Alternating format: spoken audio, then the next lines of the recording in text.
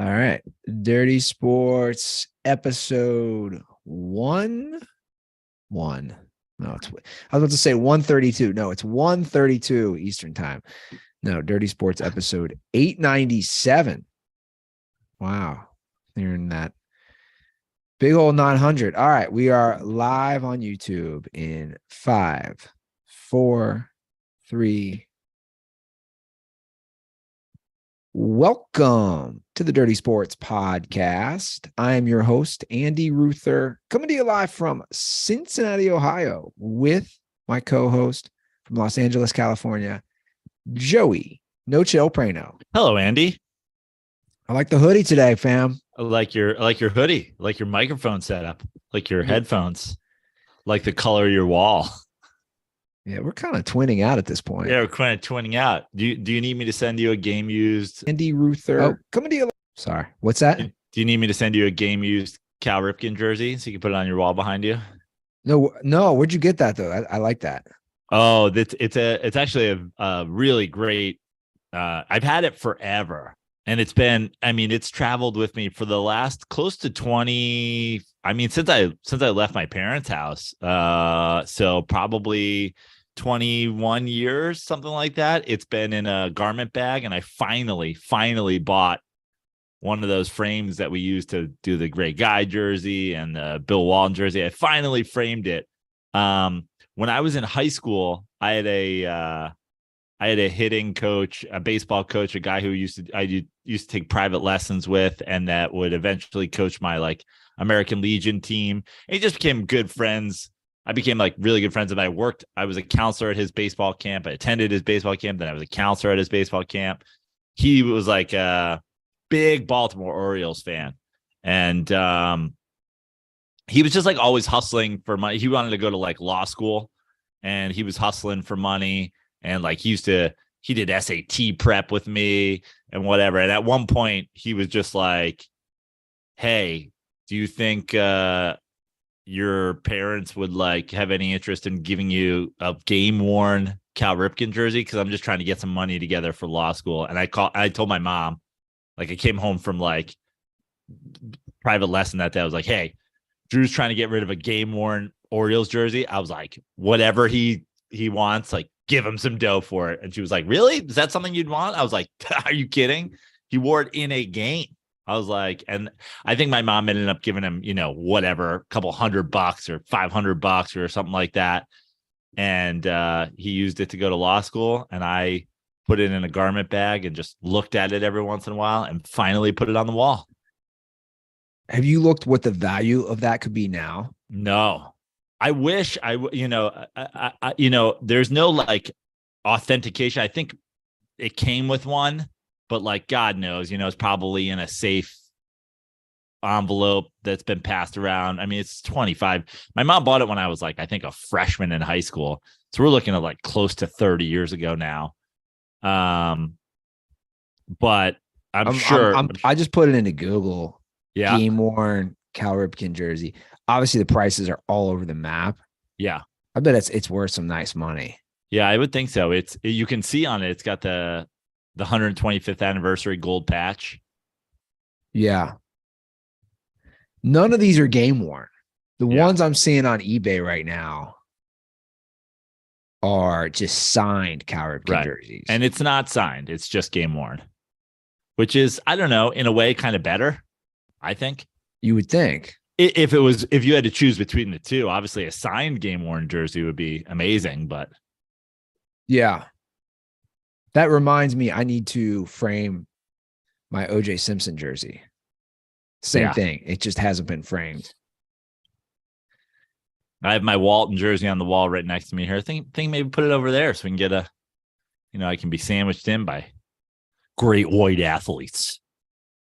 Throw it down. Did you see OJ did a podcast? OJ Mahomes here. I'm now on Spotify. No, he did someone's podcast. Oh, okay. Oh, I did see that. I think he did Full Send or whatever, right? He did. And I'm not really familiar with those guys. Yeah. And I saw some people complaining, and I'm like, come on. And I think they were like, so about the murder. And he's like, we ain't talking about that. We're not talking about that. Yeah. I already said I'd have OJ on our show. I don't know if you'd be a part of it. I'd have him on our show. Hard not to have him on, but then you can't let him off the hook. But everyone knows he committed that double murder. That's my thing. Like I saw Michael Rappaport complaining about it and be like, you need clicks. And I'm like, dude, pot meat kettle, bro. Like we're all in the click game, whether you want to agree or not. Like we're all trying to get clicks. We're all trying to get downloads. We're all trying to get views. Yeah. I just thought that was funny. That's a great reminder, Andy, that I've got some shows coming up. Where can they see you live? I'll be in New York City after I go to Cincinnati to see you for the Bengals Bills game. I'm off to New York City. I've already started adding dates. I've got dates at the Comedy Cellar already added to my website. More should be added. More Cellar dates should be added soon. I've got dates at the Stand in New York already added there.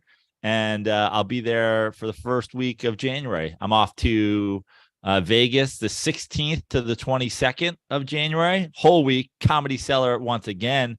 2 shows a night, every night for a whole week in Vegas. If any of the Vegas crew's out, hit me up, guys. Should I bring my golf clubs again? Is it warm enough to play some golf while I'm there? I feel like it is. Then off to Wilmington, North Carolina for the last weekend in January. I believe it's the 27th and 28th. 2 shows Friday, 2 shows Saturday. If you're in the North Carolina area, get those tickets now. Unlike the Vegas Cellar or the New York Cellar or the Stand in Wilmington, North Carolina, Joe Praino headlining. Get your tickets now. The earlier you can buy tickets, the earlier you can support, the better. I'm sure verified former TV dirtball John Smith will be there. And so if you're around, come on down to the Dead Crow Comedy Show in Wilmington, North Carolina. You have a pretty full slate the next month or so. That's right. And then February we got Sketch Fest the first weekend of February. I just added some San Diego dates. Pizza Star will be out here in town. We're going to do a little run of shows. Pizza Star and I will be doing the Candy Show again, Madhouse again. Not Pizza Star. Not Pizza Star. Oh, Pizza Staro. And then Ventura Harbor Comedy Club. So yeah, go to joeprano.com for shows. But for starters, if you're in North Carolina, get some Joe Praino headlining tickets now. If you're in New York, check out my schedule. Come see a show next week. Yeah, we're all in it for clicks. We're all in it for. I'm in it for stand-up fans. I mean, look, it's all kind of the same thing. Who thought his name was Pizza Staro? Was that Ryan Klatt? Is that Canadian? So many people, honestly, hundreds of dirtballs and kook heads. I'm gonna play a call real quick. Ryan thinks he's figured out one of my idiotic pronunciations. He thinks he's figured out. You know how I mispronounce things all the time. He's pieced some things together. Speaking of him, I'll play it real quick, and maybe he's onto something. Hey guys, it's Ryan Klatt. So it's been brought up a few times on the show before how Andy pronounces the word dog. He adds an L in it and it becomes dog, which is totally fine. Like, Lord knows I say some things different too. But I've wondered for years, where the fuck does that L come from? Well, I figured it out in the last episode when you guys were discussing the Chiefs fan that robbed a bank. Andy takes the letter L out of the word wolf and adds it to the word dog. So wolf becomes woof and dog becomes dog. And that's another dirty sports mystery solved. Happy New Year, everyone. Stay safe. Stay dirty. I have heard you say woof. You say woof like a baby. You say woof like, because like if you were to teach a kid that what a wolf was, yeah, they'd be like, woof. It's a wolf. Yeah, I say wolf. Yeah. So, yeah, and definitely dog. I add the L. I don't know where that comes from. Well, Ryan figured it out. They're all in the same, I don't want to say species, but I was never good with the science. Are they the same species? Are they the same genus? What are they? Yeah, I don't know. I don't remember that. But it's wolf like, and dog, all around the wolf bloodline. Well, it's You're like moving, you're moving L's around. my dad and people from like that west side of Cincinnati, a lot of them say Washington. Yeah. And I say, what? It's Washington. Washington. Where's the R come from? Like that's a other Cincinnati thing. Maybe that's a Cincinnati. We just I did letters. the Great American Comedy Festival in Norfolk, Nebraska. It's Norfolk. I mean, there's no R. It's an L. But the whole town, Norfolk, Nebraska. I was like, why are you? Norfolk. Yeah, and that's how it's spelled. I always Norfolk. pronounce it Norfolk too. Yeah, they say Norfolk, and when I did it, it's the home of Johnny Carson. Yeah, that's why they have the Great American Comedy Festival there. And when I went on stage, I was like, you guys all call the town Norfolk. Like you guys replace. I don't even think I said it. I said I started out my thing. I was like, I'm so excited to be in the town where Johnny Carson is from. I was like, the greatest talk show host ever, even greater than Reno or Retterman, as you guys call them. Unbelievable. That's funny. Yeah, I don't know. It's like, is it like that in other countries? It's got to be, right? Yeah. Where like where you live, people just mispronounce shit where they're from. Yeah. I mean, think about, like the Worcester. UK. Yeah. Worcester's Worcester. I know. Well, you'll be here on what, Sunday night. You get to hear all those local mispronunciations. Yeah. Big game, Joe. In fact, one of the big mispronunciations in Ohio is they call that stuff that you guys eat chili. Shots fine. You're not kidding. That's fine. That's fine. I never know with your budding, relationship with Gold Star. Am I still allowed to I'm still allowed to make fun of chili, right? Yeah, of course. You may find anything you want, dude. Just because here's the thing, just because there's partnerships doesn't mean like I'll say this. I'll say this, Andy. A gun to my face, if I had to eat what is masquerading as chili over spaghetti, it's going to be Gold Star. Appreciate that.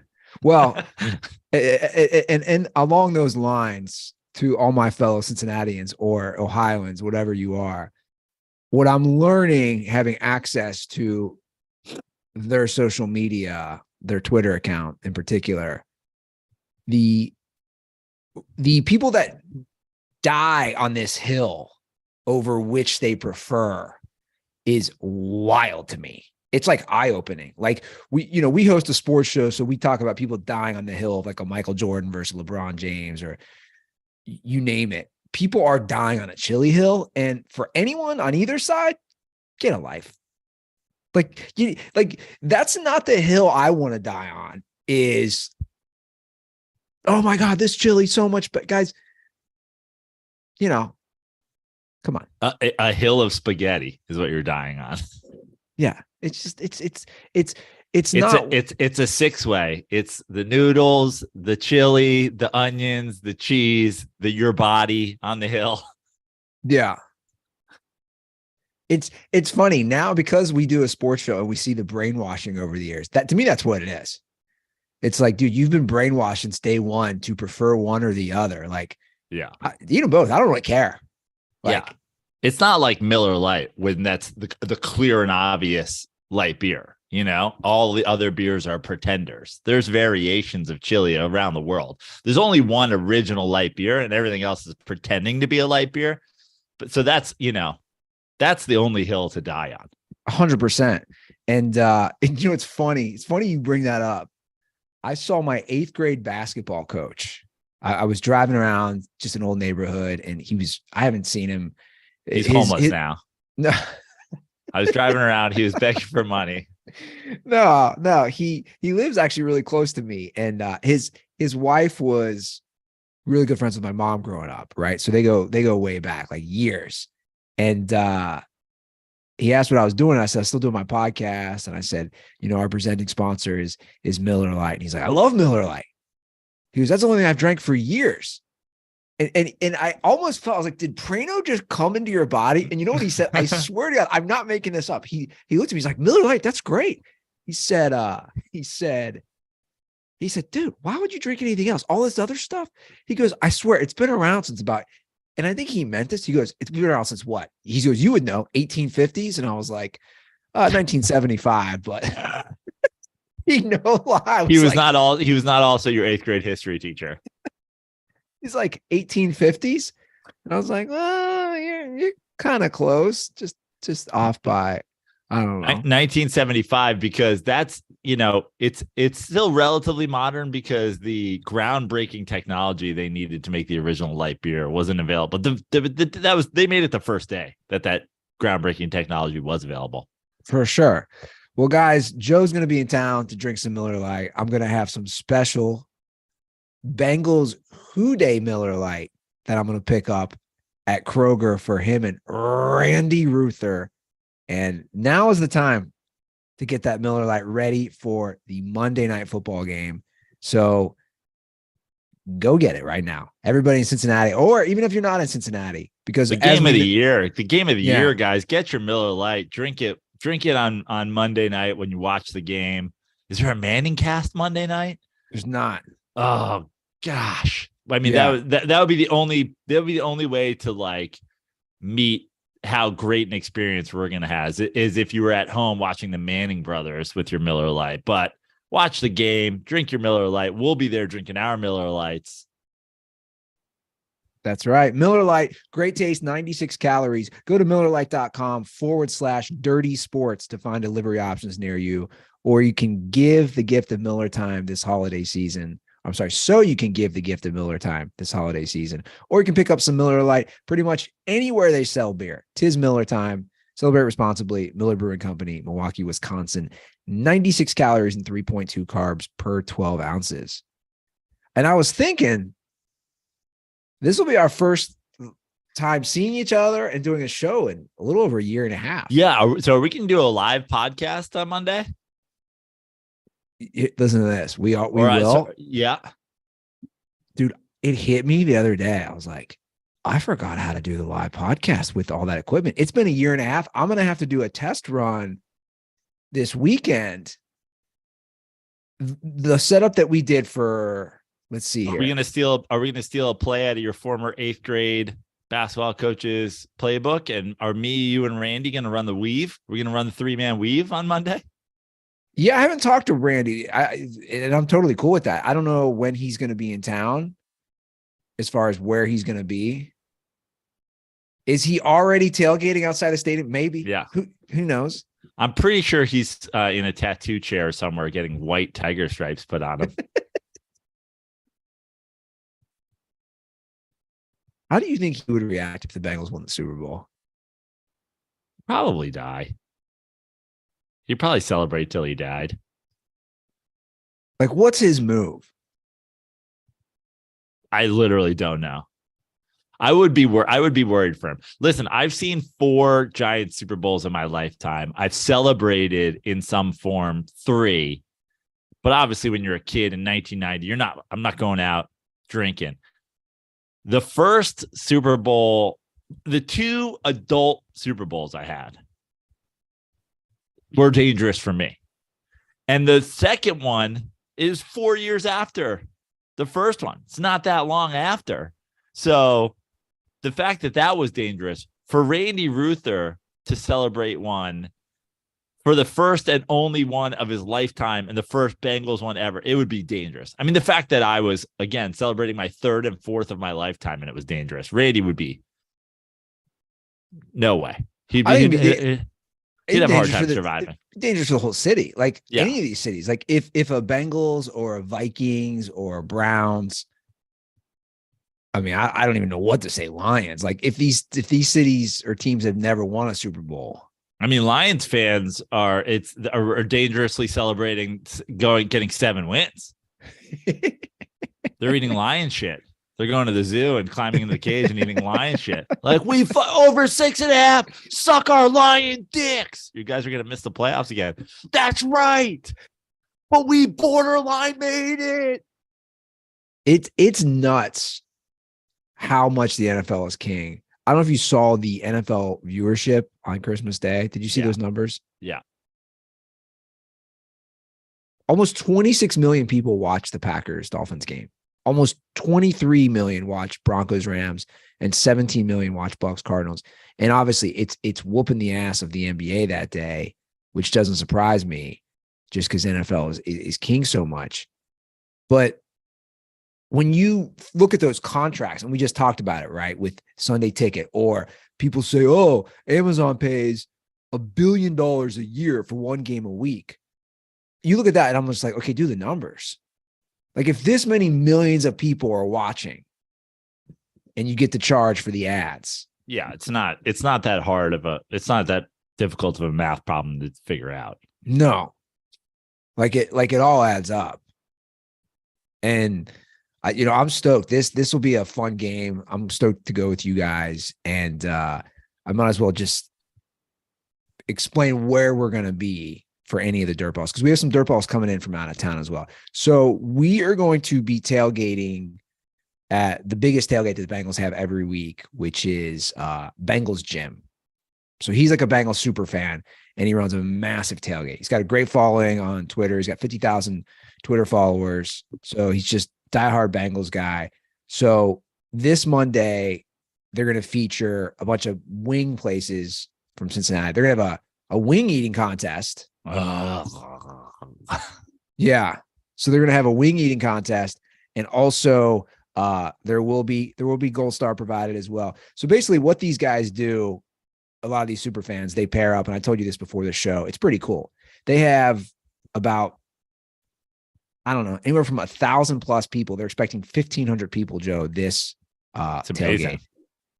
And what they do is they'll provide some booze, but it's mostly BYOB. And all they ask guys and they provide all this food, all this, just a whole environment. They just ask money for charity. They just raised money for charity. They've raised almost $100,000 at his particular tailgate all season. So they've partnered with Joe Burrow's charity, with Ken Anderson's charity.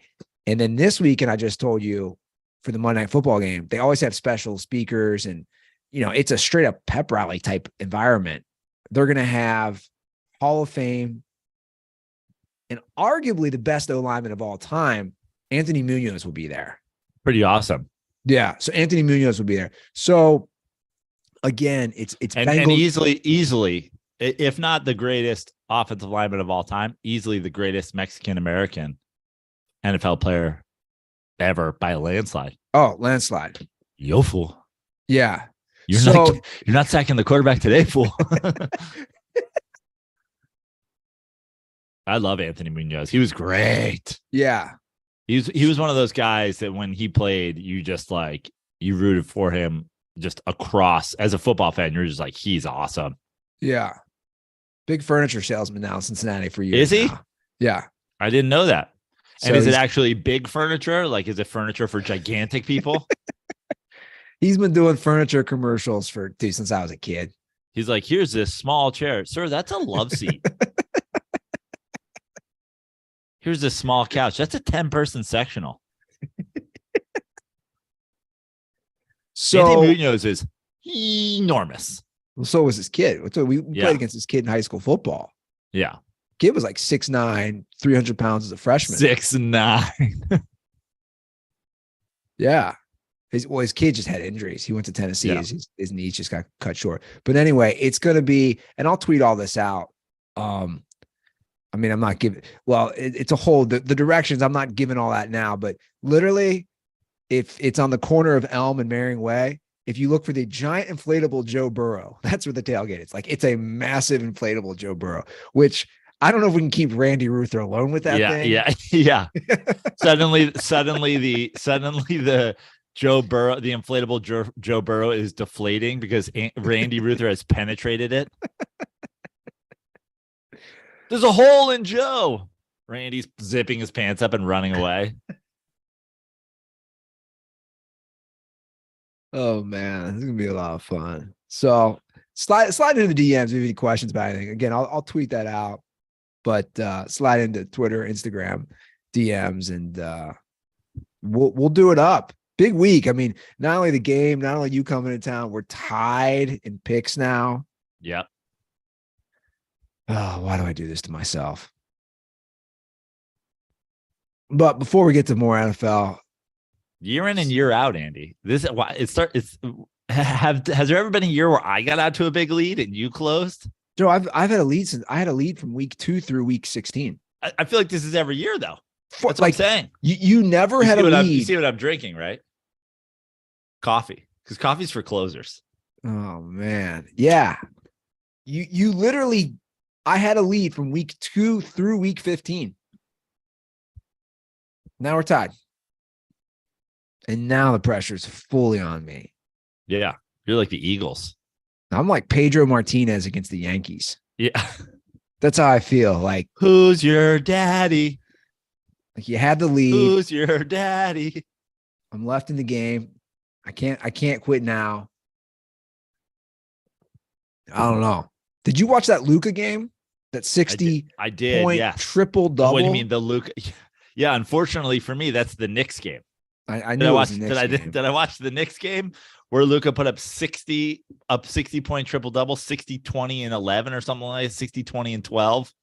Yeah, I did. And honestly,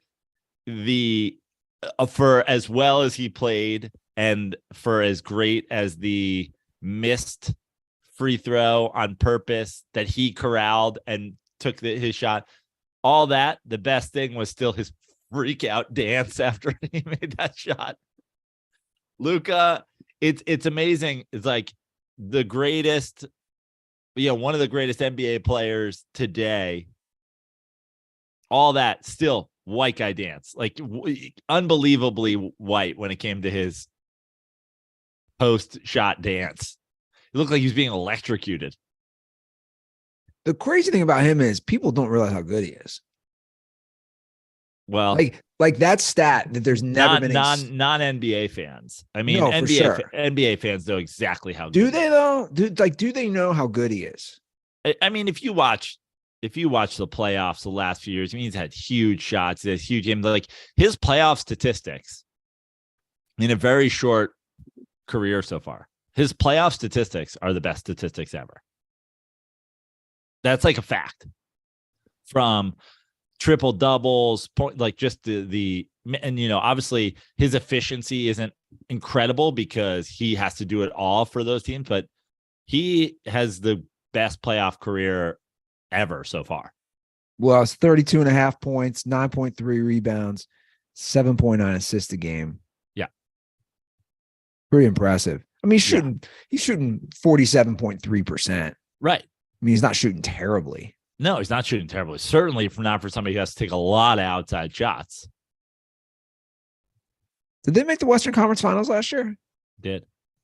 Yeah. I mean, he's got 28 games. It's not like it's a small number. No, that's what I'm saying. Luka is, that's my point is NBA fans, even if you're a casual NBA fan, if you're even the kind of fan who tunes in before the finals, you know how good Luka is.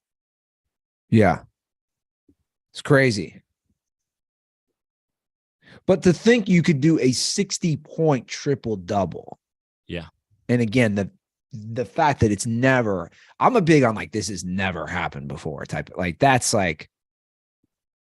some insane numbers when something's never happened before. Well, there's the thing with Jokic these days, because he's, a big, he'll score he'll have the big point, big rebound game, and he's a great passer, so his assists, but like he'll put up these stats and it's always like the only player to ever do this is Wilt Chamberlain. Wilt Chamberlain's got all these like crazy gaudy numbers from back in the day. So every day Jokic puts up a thing that would be like it had never been done before, except for Wilt, who did it 14 times or whatever. But Luka, a 60-point triple double, bananas.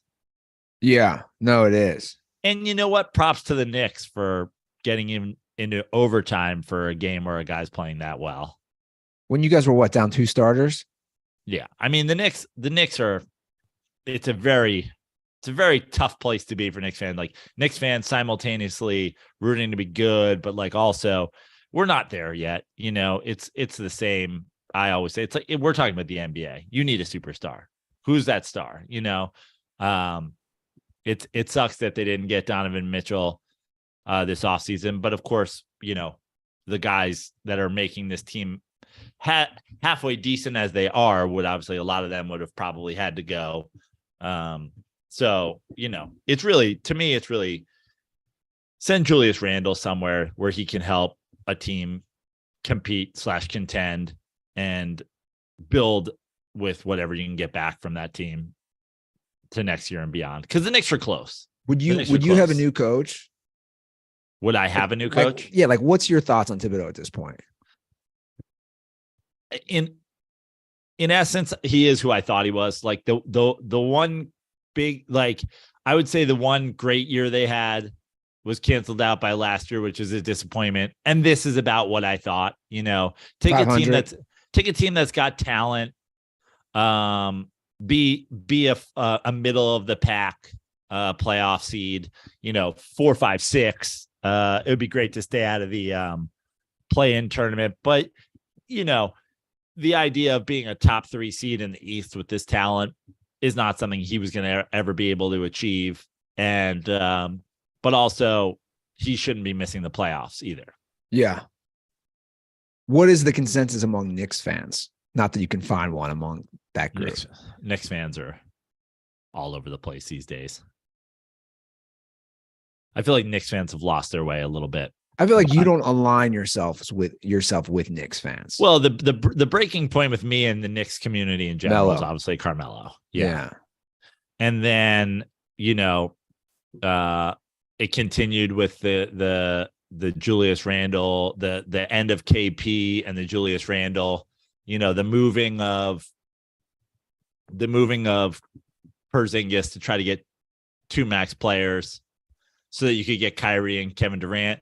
Then I broke from them a little bit more when when thousands of them were telling me I was insane to not want Kyrie. Once again, proved right. And then of course, you use that and you sign Julius Randle, who's been fine, who's been good. But again, my issue was, you're taking a guy that you draft high and you haven't had to pay yet and whatever, and you're moving him at his lowest value when he's just been accused of rape and he's injured, and you're doing it so that you can get to max and you don't get anybody.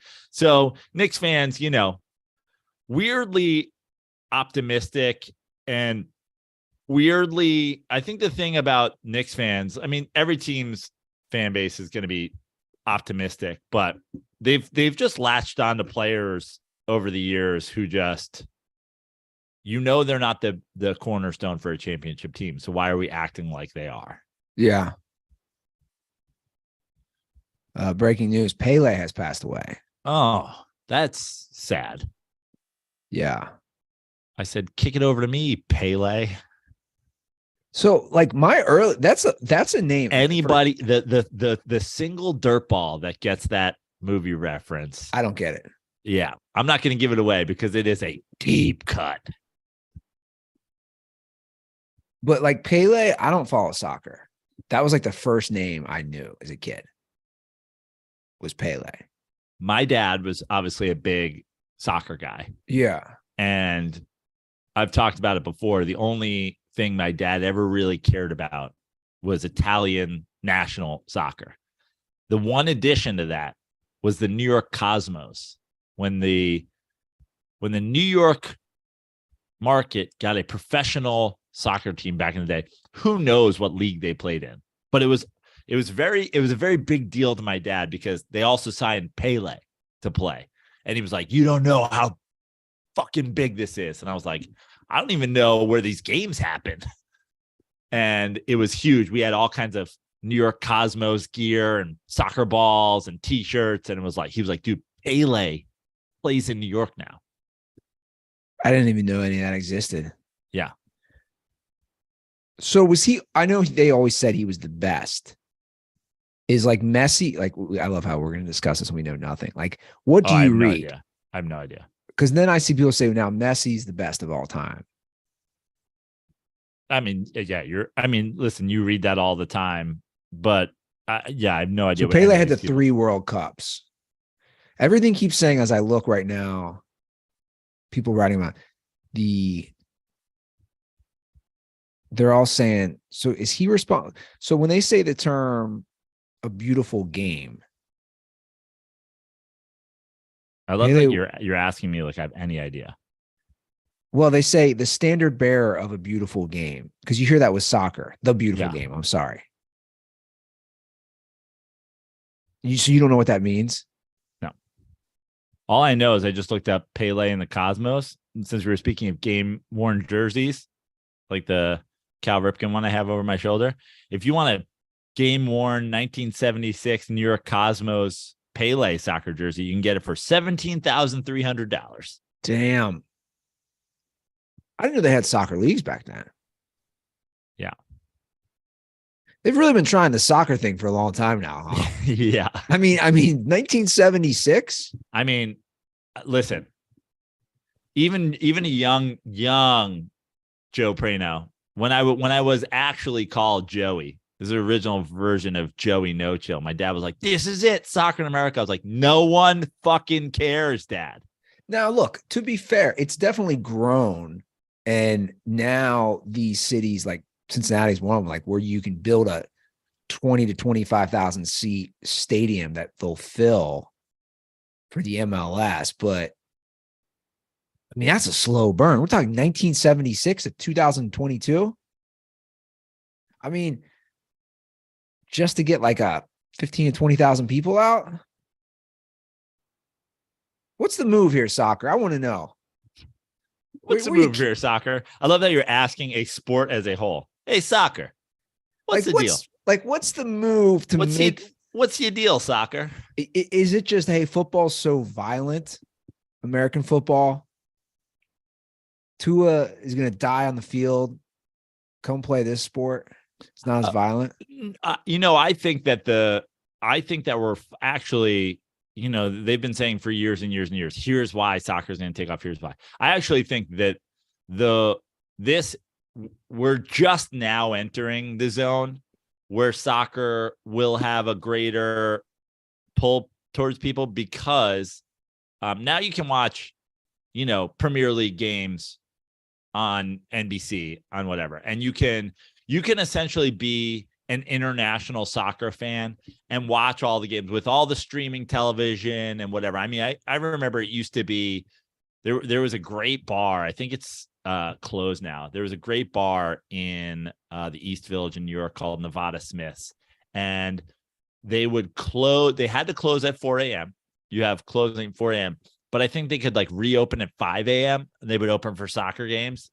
But it used to be a thing where you had to be this devout, like show up to the bar at 5 a.m. thing. And now with streaming, and now with replay, and now with, the Premier League being on NBC, and now everything being a world's, thing, like a world, like when you're a celebrity in sports, we've talked about this before. You don't have to decide, I'm going to play in New York or LA or Chicago. Like now you can be in Cleveland and be a superstar because it's your Instagram following. So I think we're finally at a point now because soccer contracts are huge. Yeah. It used to be, why would you grow up and play soccer if you can make $15 an hour playing for, whatever the MLS team is, when you can be a multimillionaire playing in the NBA. And the fact of the matter is now that the world has become smaller, we're probably at the beginning of what's probably a 20 to 25 year process where like young kids can get up on Saturday morning, watch their favorite international soccer team, want to be soccer players, have it be an actual like financial dream as well. And, the U.S. will probably be good at, everybody's been saying the U.S. will be good at soccer like now, or like, God, how many years have they been predicting we were good? But we're probably, 2040. We'll figure it out. Yeah. I'm calling the 2040 World Cup we compete. Are they ever? I mean, come on. I just feel like I don't know if they're ever gonna be good. And then I talked about it when we did the Kaepernick thing. I think the CTE is obviously going to be a big thing for playing with for parents not wanting their kids to play football. And I said it. I said about the Kaepernick thing. I said it really felt like they were solving a short-term problem, but probably causing themselves a long-term one, which is if you're the parent of a young black kid in America, are you going to let your kid play a sport where he could get CTE also, where they could take his livelihood away for an opinion? But I don't think people care about that. That's my opinion. I ultimately don't think. I just think. I mean, we just talked about the numbers earlier in the show, the popularity. Yeah, you know what I'm saying. Like, I just think sports watching popularity and sports playing popularity are wildly different. Well, I think that's why I would say 97.5% of people who tune into that Packers Dolphins game on Christmas Day do not know what it feels like to put on a football helmet. No, I wouldn't go that high. You wouldn't? Well, think about it. First of all, you're 26 million people. Think about first of all, think about it this way: cut it in half, women. Okay. Or I figure 2/3 of people watching are men. So you're doing that. Then you're cutting in half people who just like didn't play. You're cutting in half kids. Or people like there are. When you go around at a bar, like, I mean, I think of my friends, like most of my friends never played football that are like crazy passionate football fans. That's what's always it's always what's so frustrating about, screaming at some stranger on the internet about whether or not Kirk Cousins is good. It's like, bro, you never fucking you have no idea what the fuck you're talking about. Well, I see this headline right now and I have to laugh. You're talking about CTE and we're talking concussions. Now, Tua, another concussion during the Dolphins game. This is the headline. How Dolphins coach Mike McDaniel realized QB Tua took up and he's got to do the whole word. Tua Tagovailoa? Yeah. Should be checked for a concussion. And which, to be honest, I love these quotes from McDaniel. Dude, because to me, the whole organization and McDaniel you just keep looking bad. Like when you say quotes like, this is a human being. I do what the medical experts advise me. It's like, dude, I think you should maybe you should know your quarterback. Like you should be able to know.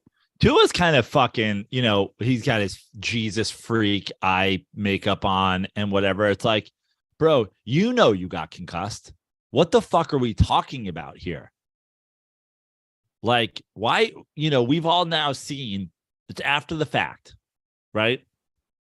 In the game, they didn't make a big deal out of it. They didn't make a big deal out of that hit. No one said, oh, it looks like you might have gotten concussed there. He knew he got concussed. Why isn't he doing some shit about it? Because they don't want to come out, man. It's a gladiator sport. That's why. It's a gladiator sport. This guy's got 3 concussions this season. I know, in 3 months.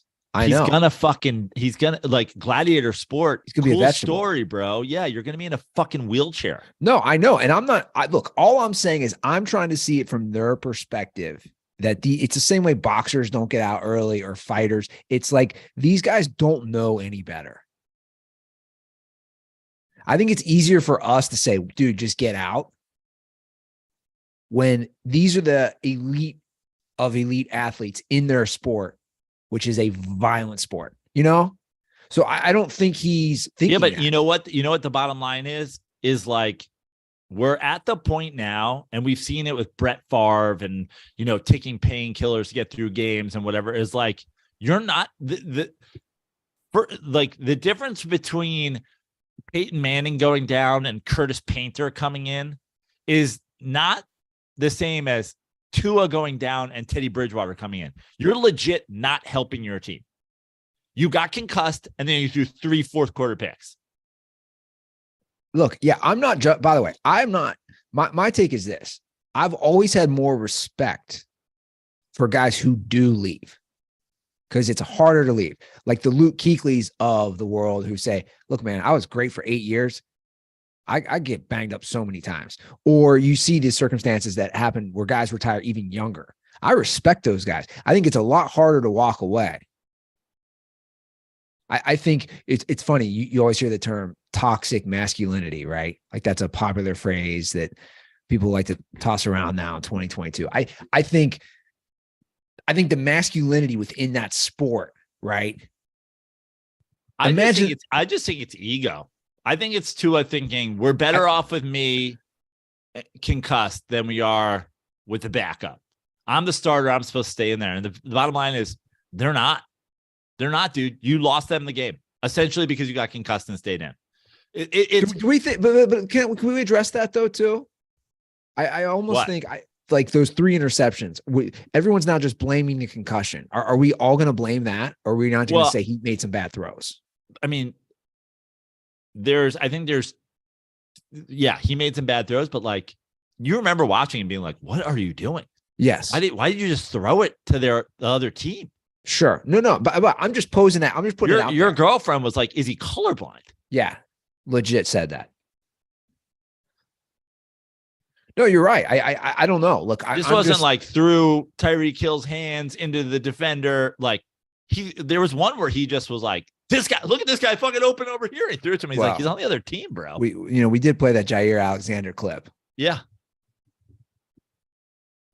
Where he was shocked where the ball went. Jair Alexander did the old school backyard football move when you don't have jerseys and you just go, I'm open. And your buddy throws it to you and you're on the other team and you're like, I got him. But you can only pull this off when you're in uniform if the other guy is concussed. Yeah. So what's the move? They're right there in the thick of the playoff race. Well, Teddy Bridgewater's playing this weekend. I know, but I'm saying for the rest of the year. I would think the NFL is fully involved in this. They have to be. Like not just the Roger Goodell types, right? The executives. I would think they're getting as many people involved saying this guy can't. Well, the NFL is really for PR. The NFL is really the NF baby G that's hidden there, L. It's the no fucks given league. The Roger Goodell doesn't give a shit about Tua. If Tua dies on the field, it will be bad PR for the NFL. Short of that, he doesn't give a shit. I agree. And the I viewers can't even imagine behind closed doors when he knows he's not being recorded. The fucking shit that comes out of his mouth when he finds out Tua got concussed. He's just motherfucker. I'm trying to fucking run a league here. This fucking soft brain fuck every fucking week I got to deal with this. But also, again, I do want to hold accountability, like for all of us who watch it, right? Because the point is, if Tua plays another down this season, I'm watching that shit. What does that say about me? Well, what does that say about me? I'm like, yo, he's going to play. I got to watch this. I might watch a guy die. Well, I'll tell you, Andy. What's wrong? What's wrong with me? I'll tell you, Andy, and I've said it before. And this is for a lot of aspects of being a sports fan. You talked about it a couple episodes ago. You're just like, I'm just like not as passionate as I used to be. When I was younger, I would live and die with the thing. And I'm definitely that way about sports. I mean, I've essentially stopped watching college football entirely for a lot of reasons, but like the big two being it's a fucking sham. And I like having some free time on the weekend, but we're at the point now with a lot of different things in sports, whether it be the social justice or lack thereof from some of these owners, from concussions in football to baseball owners stealing money from people, there's like, it's a sad thing to say, and it's a sad thing to be a part of. But like, if we didn't do this show, like my growth as a sports fan over the course of this show, if this wasn't a big part of my livelihood and a big part of my career, I'd watch a lot less sports. I agree. I'd watch a lot less sports. No, I agree. Because a lot of this shit is shameful. No, for sure. No, I definitely watch less. Obviously, is what we do. Doesn't mean I don't love, like, I love it. Obviously, I love watching sports. I think at the end of the day, like, I mean, not to go down this rabbit hole, but I will. I think the life lessons that sports, especially team sports, I mean, both, the life lessons that sports gives you, I think are great. Like, I think I would argue, bar none, it's one of the best things you can learn. How to face adversity, how to work with other people, how to overcome defeat. You know what I'm saying? Like, I think there are so many great moral lessons of any sport. I don't care what it is. But I agree also that, yeah, if we weren't doing this, neither of us would be as vested. And I might have given up on some sports at this point. Football maybe at the top of the list for a variety of reasons, like we talked about. Like baseball, I just think is something that, especially as a Mets fan, it's like, it's just been like it's just sort of been bed music on my life for forever. That's going to always be something that was in the back. But I give up on baseball post steroids era. I had a bad taste in my mouth. I mean, football, between the concussions and Kaepernick and just the absolute pollution that is sports social media, I could see myself having, pulled the plug. Well, like, that's where I'm at. That's where I'm at with politics. I've just fully given it up. I just, whatever, like, because of everything that I'm just like, I don't care, and I think it's actually healthy when people give up something or just say, dude, I'm not changing this. Like, I got my own problems. I was there for baseball as well after that strike, because I was heartbroken because my Reds were so good that year, and then the strike happened. No, I feel you, man. There's only so much time in the day. That's why I always laugh. God bless you, dirt balls. I love you guys. But like, when you guys call in, you're like, have you guys thought about picking up Formula One, or have you guys thought about picking up axe throwing? I'm like, not only have we not thought about it, we're not even going to Google Pele. I know he was Brazilian. I know my dad was super excited when he played in New York. I'm sorry to hear about his passing. His name is in one of my favorite random movie lines of all time. What's the movie, man? What, you don't even tell me? Do you remember The Chase with Charlie Sheen? Was it Charlie Sheen and the girl from Christy Swanson? Yeah. You remember that movie? I remember it. I would not have gotten that line. Dude, early in the movie, he robs a convenience store. Some guy comes in, he makes them put their guns down, and he's like, now kick your guns over to me. And the cop or whoever kicks the guns, fucking goes flying across the room. He goes, I said, kick it over to me, Pele. Bro, I'm watching, this is the trailer. Hostage. You kidnapped me with a candy. Hold on. Kick him over to me. I said, kick him over to me, Pele. That's the first 4 seconds. In the trailer, the first 4 seconds. He's in the convenience store. Yeah, he's got his arm around Christy Swanson. We got to hear it again. Kick him over to me. I said, kick him over to me, Pele. He took one stolen car, 2 wrong turns, and a beautiful hostage. You kidnapped me with a candy bar? Thanks a handy weapon. Charlie Sheen, Christy Swanson. Getting there is twice the fun. The Chase. This could actually work. From Fox Video, rated PG-13. What I remember from that is that they're being chased by the cops. So the description on IMDb is, escaped convict Jack Hammond takes a woman hostage and sets off for the Mexican border with the police hot on his tail.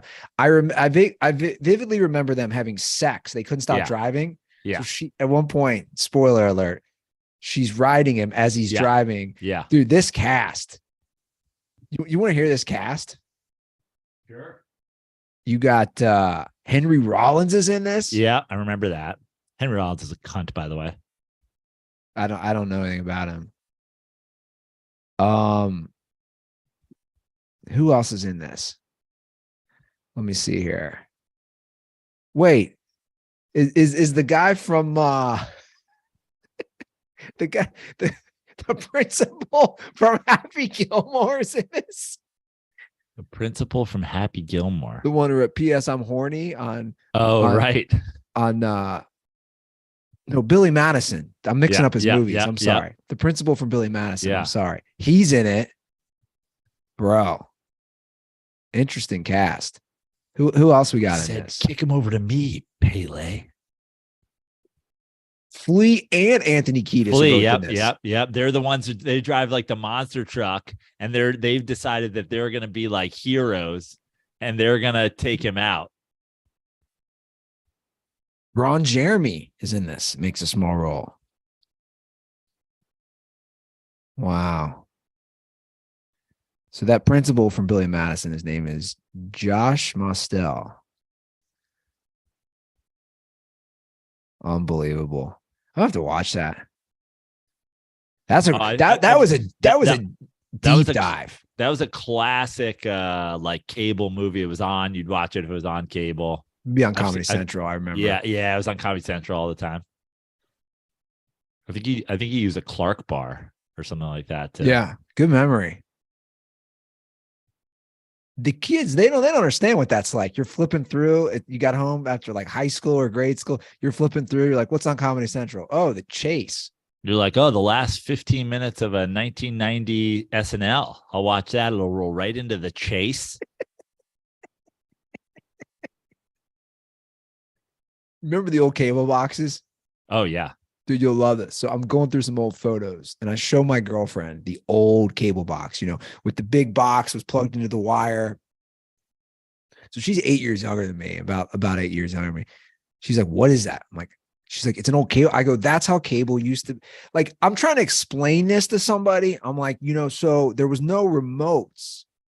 The box was a giant long wire that then went into the TV and it had all these buttons on it. Like it was a control center.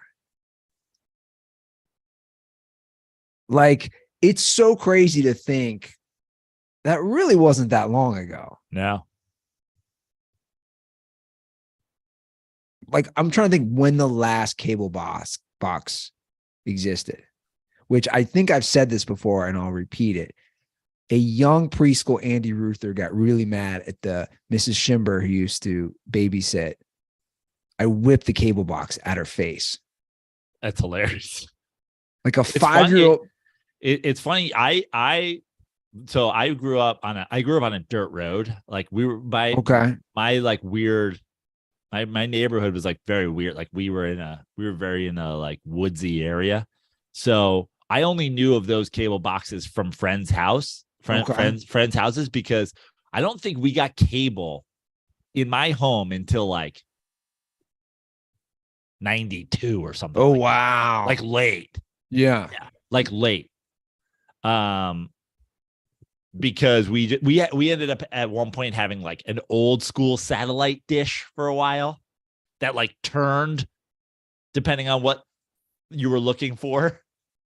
Because they didn't run cable to our street. I bet. Yeah. It makes sense. Yeah, man. I whipped it at her. She wanted to put on the news and I was like, no. She's like, hand me the box. We're watching the news. And I whipped it at her. I mean, that's a big little box. Dude, I was a little terrorist.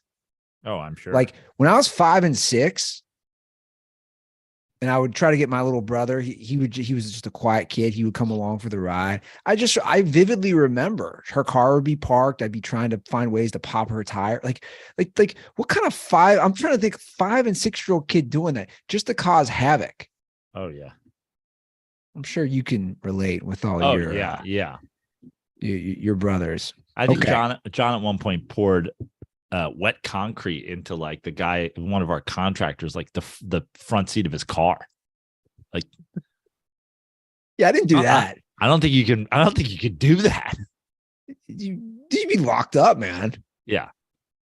Oh, I swear, somebody who was a consultant on Home Alone got some of the ideas. John's the first person I ever saw put paint cans on a rope and swing it down off the top of a staircase as like a fucking booby trap situation. What did your parents think of him, man? Did they try to control it, or were they just like, this dude's a lunatic? I mean, they tried. Like, what was punishment for you guys? Oh, I mean, there was definitely different levels. Did you guys get some corporal punishment? Oh yeah, I figured. Yeah, I did too. Shoes, wooden spoons, yeah, belts. Yeah, I got the wooden spoons and the belts. Yeah. You ever get soap in your mouth? We always joke about it. Soap in mouth. I remember that happening once or twice really early on. I mean, the language in our house, like my parents gave up on that pretty quickly. Yeah. You know, Gabby was dropping F-bombs at like 5. We always make fun of my mom though. Like it was John, like I was like really young. John was probably like 7 or 8. So I was probably like 5. I'm trying to think what year did Return of the Jedi come out? I think 83. 83. So it was right around then. So John's like, 7, and I'm like 4 or 5. John did something, and my mom took off his Return of the Jedi sneaker and hit him so hard with it that he hit an Ewok from the rubber bottom, like on his ass. She left hilarious. The mark of an Ewok. We're like, you branded him with an Ewok. That's hilarious. I can remember once my mom used the wooden spoon and it hurt. Yeah. I actually took, when we cleaned out my parents' house when I left, I took one of the wooden spoons just for like old time's sake. Just like, for beating your child. Yeah. Yeah, exactly. Right. I was like, Mom used to beat me with this thing. And I remember we went to one of these local stores, Swallens.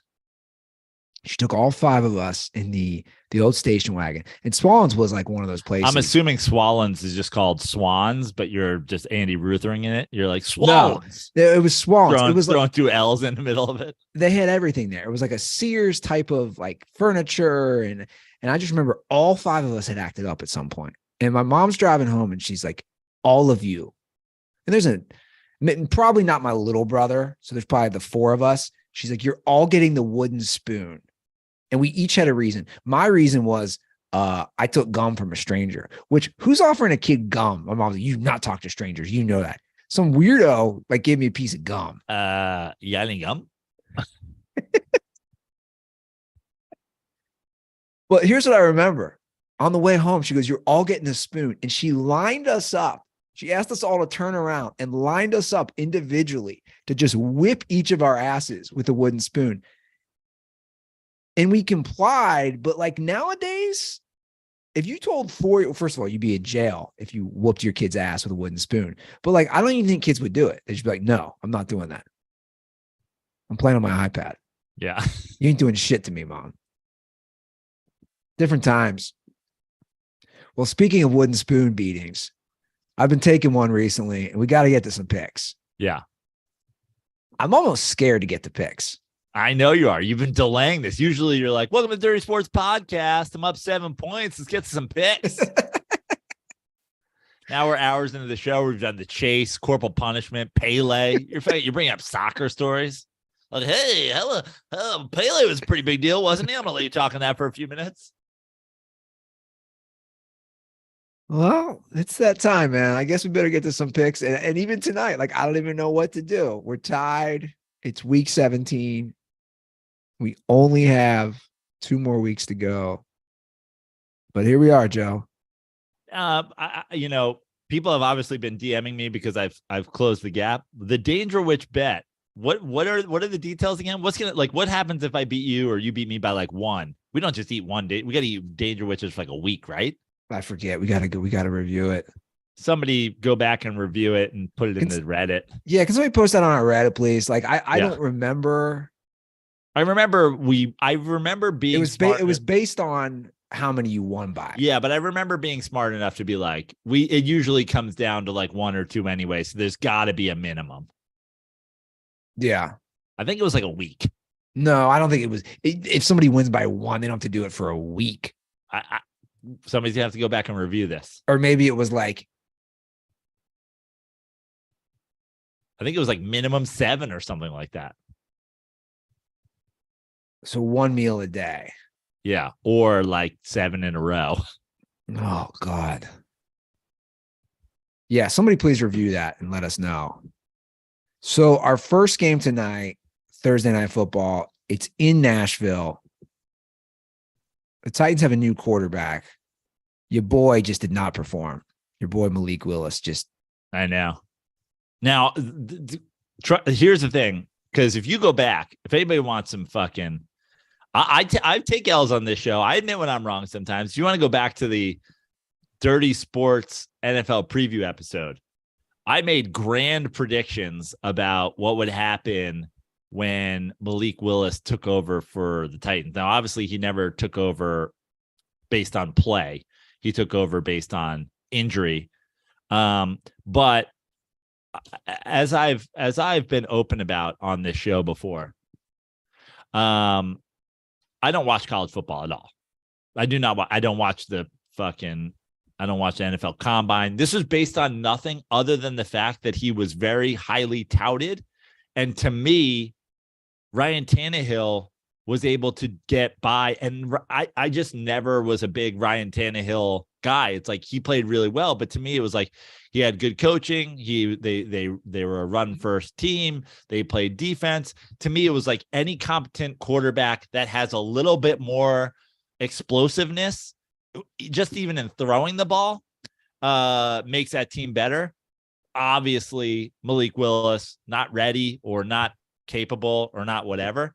But even going into this week with how bad he played, I was like, this is it. This is where he turns it around. I don't know if he's hurt or if he's benched.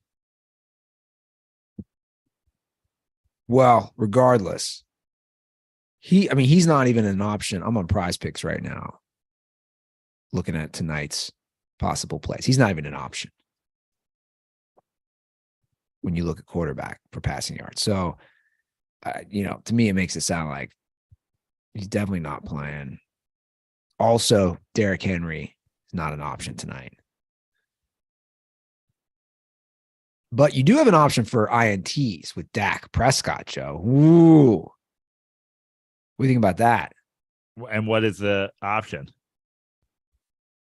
More or less than half an interception. Oh, I'm like the pound. I thought you were going to tell me 1.5. One is just the half. Yeah. One is a sure thing at this point. Yeah. So that's a nice play tonight, guys. If you haven't downloaded Prize Picks, go do that right now. It's our daily fantasy sponsor that we work with. Use promo code DIRTY. All first-time users that deposit and use promo code DIRTY will receive a 100% instant deposit match up to $100. So if you deposit $100, Prize Picks will give you $100. Again, you're just going against the projections. And the projections right here, I agree with you. It's like, until he doesn't throw an interception, why would you not take more than a half? I'll go first. Yeah. On this game. No Derrick Henry. The Titans have played terribly. You haven't even given me the line. Oh, sorry. Where the game is being played. I said it's in Nashville. Okay. 13.5. The Titans are just fighting for getting to next week where they could have a playoff spot, division title spot on the line. I know they have, I don't know who's playing quarterback. Josh Dobbs. And I know they don't have Derrick Henry. And I know their line is not good. And they've looked terrible. It's a short week. These games are usually closer. Now, last week wasn't. I might regret this. I'm taking the Titans to cover, man. Let me just say this. I can't think of a team, not just playing right now. I mean, any team against any other team. 18-0 Patriots. 18-0 Patriots against the 0-16 Detroit Lions or whatever it is. On a Thursday night game, I'm not taking a 13.5 point spread. Yeah. Thursday night games like they're just never like. I just don't think. Now, last week we had what was the score of that game? It was 19-3. 19-3. But even that, like that doesn't cover if the Jets are able to kick a second field goal in the game. Yeah. You know what I mean? I am gonna go with the Titans as well. It's just such a big spread. And right? I'm obviously not betting on the Titans to win. I don't think the Titans win with a third stringer and no Derrick Henry. But goddamn, if you like playing fun money lines, like if the Titans win tonight, I wouldn't be like, holy shit, what happened? Because straight up, I don't believe in the Cowboys. I believe the Cowboys are absolute pretenders, full paper tigers. And it's in Nashville. And the Titans can play a little bit of defense. Yeah, I know. All right, so we start off with the same pick. Next up, which is unfortunate because I love getting one over on you on Thursday. I know. It's my favorite thing to do is start off the week closing the gap. Now I'm going to have to wait till fucking Saturday to go up. Next, we have Bears-Lions in Detroit. Lions are 6-point favorites. You're up, Joe. What did I say when we started talking about the Lions? You said you don't think they have a chance to win out. And I said, I think that they beat Carolina. And I think they go loss to Bears, Packers. Now they lost to Carolina. I think they beat the Bears, but I think it's a close game. I'll take the Bears to cover. No, I knew this was going to happen. Yeah. 6 is just too much. Now the Bears have these first halves where they're like, oh, they're in the game. They're in the game. Just like last week against Buffalo. And then they just get smoked in the second half. I think, Fields inside. Yeah. At this point, like I like the ability. I like a potential backdoor Fields. I also just like straight up don't believe in the Lions.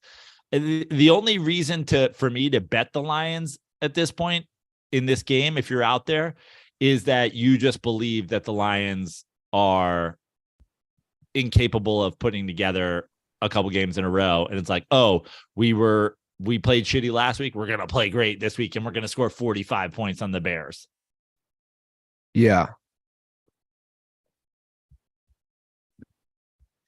Well, we're going to have the same first two picks. Maybe we'll differ here. I bet we don't. Broncos, Chiefs. It's in Kansas City. Chiefs are 12.5-point favorites. I don't know what's going on with the Broncos QB situation. I don't really care. I'm taking the Chiefs to cover. Now, I see this headline. Broncos players are reportedly furious that Russell Wilson has his own office and private parking spaces. I love that this is coming from Golf Digest. Interesting. We've done so much Russell Wilson talk. Yeah, it's actually coming from Shannon Sharp, but posted in Golf Digest. We've done so much Russell Wilson talk, but I think when you boil down absolutely everything, it really does. And I am going to say I told you so here to the masses.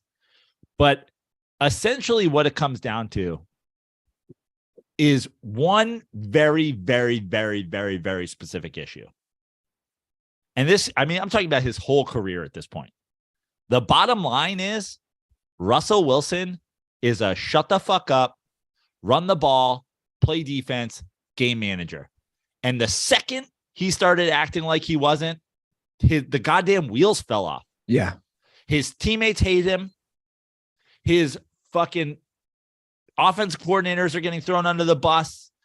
Idiot fans jumped on that and then rallied behind his cause. Let Russ fucking cook. The bottom line is everybody who's ever played with him or ever coached him knows that's what he is. And he refuses. And it makes his teams worse and his teammates hate him. Dude, you're a fucking game manager. Your office should be sitting next to Brett Rippon in the fucking quarterback room because no one knows which of you deserves to start. So here's what's interesting. Andrew Whitworth, who just retired, right? Won that Super Bowl with the Rams. He was a great player on the Bengals as well. He responded to this on a tweet, and this is what I find interesting. I've been told this consistently over the last 6 months. I refuse to believe it. No way this is real. Can't be real, right? Question mark. Basically, you have a former NFL player saying, like, I can't believe this is actually real. Like, this guy has his own office. No great quarterback. No quarterback in general has that. This might be the best thing ever for him, though, to be honest, that it's all coming out. Like, so now he has to change. And if he doesn't, his career is done. And I said this the other day in a tweet, and I mean it. And it's amazing that people still are doing the slurping Russell Wilson. I obviously was tongue in cheek joking. I was like, the Broncos need to get a coach who's going to coach defense, run the ball, whatever. And then my follow-up tweet was, they should offer first-round draft picks to the Seattle Seahawks, see if they can't get Pete Carroll. The joke being, Pete Carroll made Russell Wilson, and Pete Carroll gave the blueprint for how to use Russell Wilson.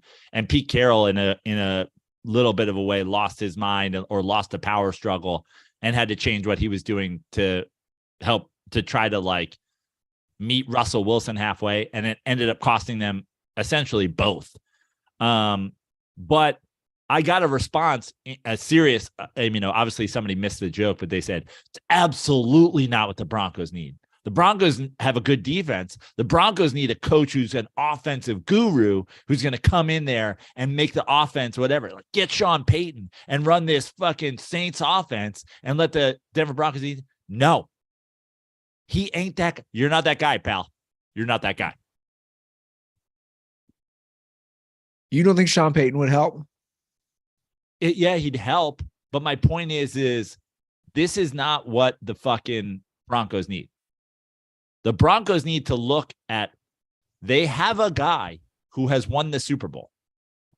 They have a great defense. They have a guy who won the Super Bowl with a great defense. Pete Carroll gave you the blueprint to how to win a Super Bowl with Russell Wilson. And it was not the second half of Pete Carroll, Russell Wilson marriage where they let Russ cook. He gave you the fucking answer. And by the way, in the AFC West, you ain't outgunning the Chiefs. You ain't outgunning the Chargers. You better buckle up, get a fucking running back, get 3 of them, and run the shit out of the ball and try to beat teams fucking 19-17. Because he ain't that guy. Ain't that guy, bro. So are you taking the Chiefs or taking the Chiefs? Okay. And I'll just say this. The Chiefs, this is the zone where it actually is historically this year great to bet on the dog, because the Chiefs love to play games where they're 2 touchdown favorites close. The wheels are off, dude. Russell Wilson's in his own office. Yeah, no, you're right. The wheels are completely off. Okay, next up. Any team but Russell Wilson, the Russell Wilson Broncos. If this was the Raiders game, I'd be taking the Raiders. Next up, we have Dolphins, Patriots. Very important game for playoffs. 8-7 Dolphins, 7-8 Patriots. It's in New England. The Pats are 2.5-point favorites. No Tua. Teddy Bridgewater, who is a nice little backup. Yeah. You're up first. Go. This is a tough one. It's a real tough one. 2.5 Patriots favorites. I do not like, I can see the Dolphins winning this game. Me too. 2.5 is right. I mean, if it was 1.5, it was whatever, like 2.5 almost feels too big, but it's not a 3-point game. And it, again, like I could see the Dolphins winning this game. That being said, it is New England and it is late December. I'm going to go with the Patriots. So the Dolphins have lost 4 in a row. The Patriots have lost 4 or 5. I was hoping you were going to say Dolphins. Because you wanted to take the Pats. Correct. I'm not going to risk losing a point here because I was going to take the Pats regardless. And The Patriots went down 22-0 last week, and I could see the Dolphins winning this game in New England, but I can't see it enough that I'm willing to bet on it. Same. When the Patriots went down 22-0 last week, and they did absolutely nothing offensively, I thought, okay, this season's done. But look, they showed me something. When you come back, and to be honest, I think they should have won that game in the end. They showed me something. Their offense is so bad, though. God, yeah, their offense is terrible. Well, to be fair, they have Matt Patricia coaching their offense. Yeah, part of me wants to makes no sense whatsoever. Do I change this pick? Ooh, it's not too late, Andy. Do I change this pick? I wouldn't. If I were you and you changed, or if you changed the pick, I would be like, now I am worried, because I think it could go. I do think this could go either way. I felt like you were going to go with the Pats, so I almost went to the Dolphins just to take the point, but I'll stick with the Pats. You know, back to sticking with my gut, not talking myself out of it. Okay. All right. So we have all of the same picks so far. Oh, I skipped a game. I'm sorry. I forgot a game. How did I do that? Cardinals Falcons, a game neither of us probably wants to care about. I'll go first. What is the is it Spread, Atlanta? It's in Atlanta. The Falcons are 3-point favorites. This is where we got to start doing research on who's playing quarterback. Desmond Ridder and Trace McSorley. Matt Schaub. He's coming and back. Carson Palmer. How much more would you care about this game if the quarterbacks were Chris Chandler and Boomer Esiason? I was going to go with the little Jake the Snake. Didn't Boomer play with the Cardinals for a minute? He did. Yeah. I think he did, right? Yeah. I'd care a lot more. Like the little Chris Chandler. That's a Mike Vick, Steve DeBerg game. Ooh, little Steve DeBerg. Well, look, I don't know who I want to take here. The Falcons are 3-point favorites. It's in Atlanta. For that reason alone, I'm just going to say coin flip. I won't get mad if I lose this because I don't really have much say in it. I just don't know what to do. I'm going to take the Falcons. I'm taking the Falcons as well. I actually run the ball. I loved my Cardinals pick last week. I loved it. It pulled me even. I loved the Cardinals at home with Brady going on the road, but the Cardinals going west to east in a game that still matters for Atlanta. I'm going with Atlanta to win and cover. Yeah. Okay. God, we're the same picks again. It's all right. We only need 3 or 4 different and me to sweep them. Okay. Let's see how it is. Well, I feel we're in the same one here again. Colts, Giants. Dude, the Colts. Not Matt Patricia. Jeff Saturday. When you watch these games, like that Monday night game, what is happening?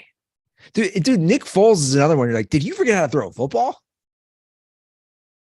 I think Bill Simmons tweeted it. It's pretty funny. He's like, this is the guy who beat the Patriots. Yeah. Like they can't do anything offensive. Their defense isn't terrible. They can't do anything offensively. Yeah. You're up first. It's a 5.5-point Giants favorite. They're at home. I'll say this. Giants love to play down to their competition.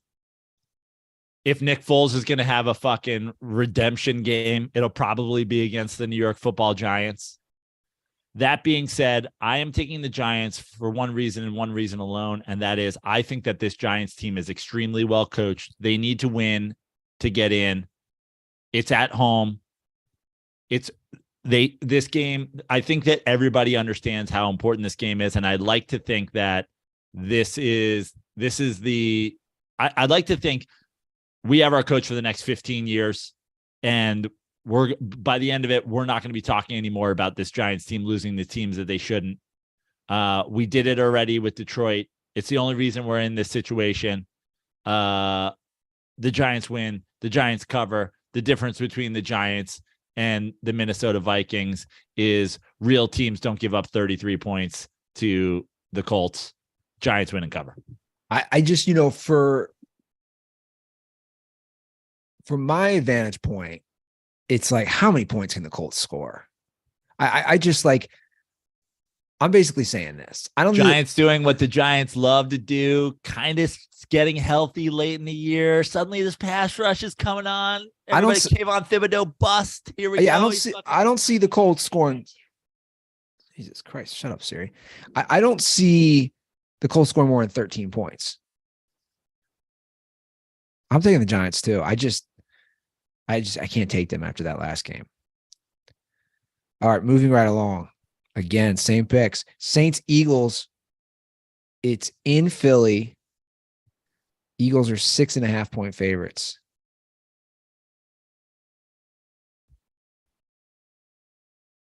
Who's playing QB for the Eagles? Gardner Minshew. I mean, I don't think that's official, but I think it's official. What are you doing if you're the Eagles? Why would you put Jalen Hurts in the game right now?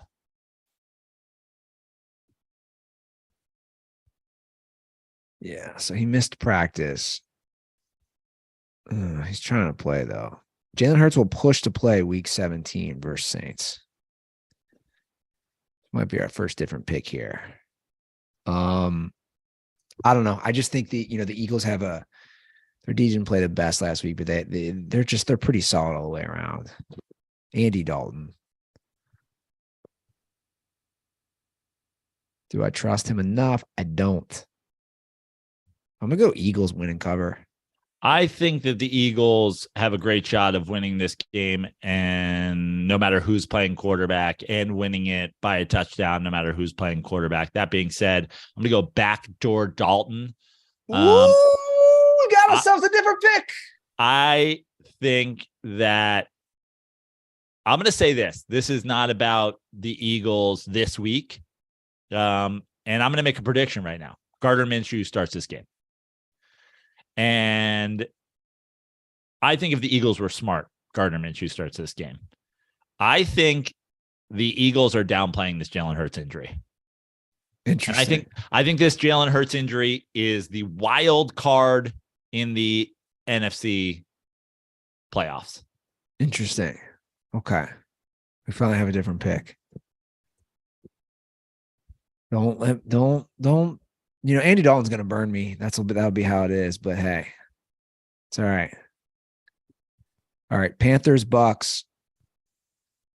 Oh, here's a game I don't want to watch. It's in Tampa Bay, Joe. The Bucks are 3-point favorites.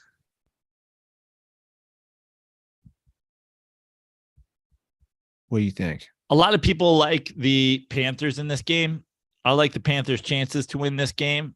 3 points is right there. If it was 3.5, I'd go with the Panthers. If it was 4, I'd fucking love to go with the Panthers. I think the Panthers can win this game. But with it just being 3, I'm going to go with the Bucks because, I mean, I don't have a ton of confidence in Tom Brady. I don't. But the one thing I do think I have confidence in is him beating a division opponent in week 17 at home.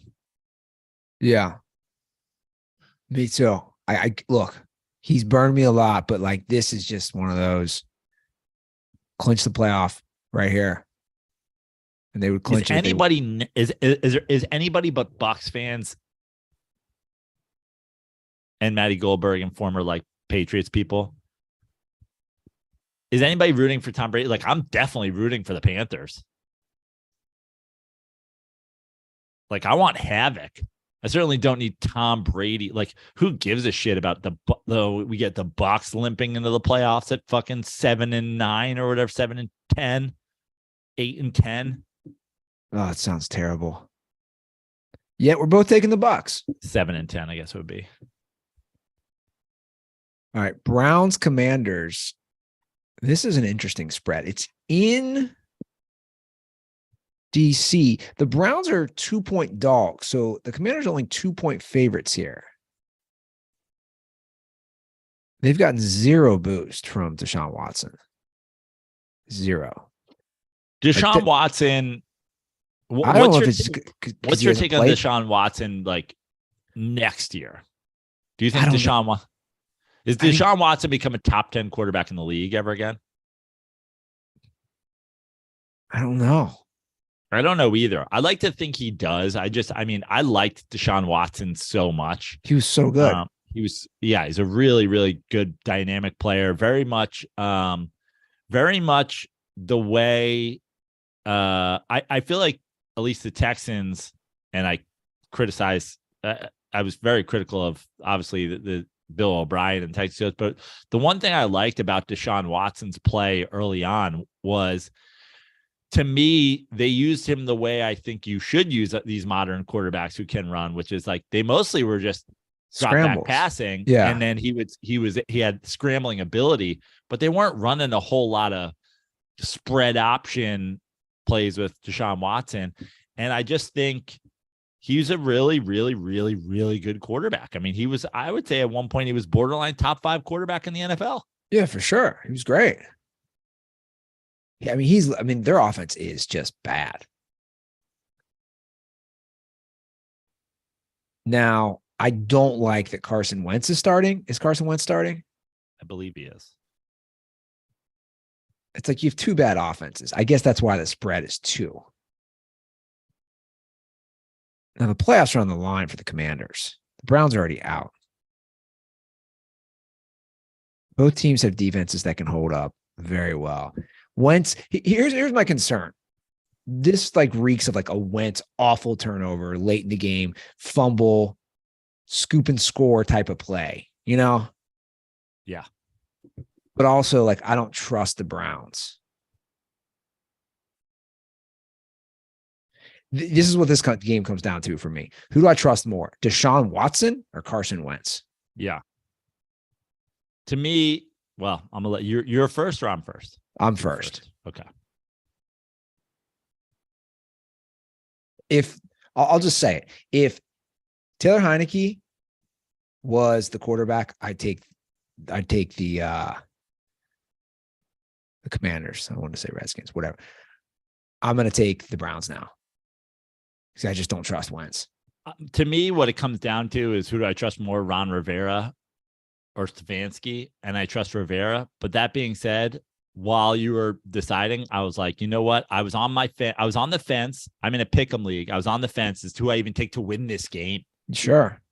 And my instinct said Browns, and then I talked myself out of it. And then while you were talking, I talked myself back into it.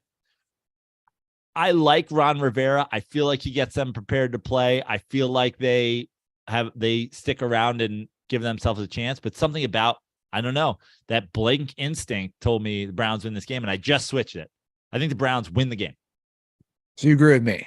Yeah. Yeah, I just, dude, it's a Wentz factor, man.